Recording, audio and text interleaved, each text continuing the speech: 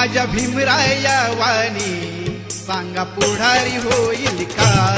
माझ्या भीमराया वाणी सांगा पुढारी होईल का?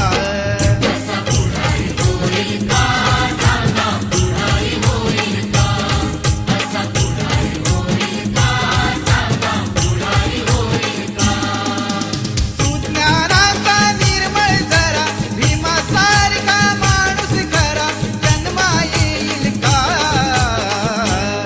माझ्या भीमराया वाणी सांगा पुढारी होईल